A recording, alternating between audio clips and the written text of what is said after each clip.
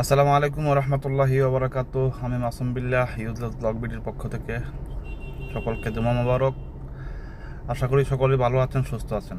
আসলে কথা বলতে আসছি শিক্ষকদের নিয়ে। কিছু কুলাঙ্গার আর ওই স্বৈরাচারী বিদেহী আত্মার সন্তানরা, তাদের খুব আফসোস হচ্ছে কিছু দালাল শিক্ষকদের নিয়ে।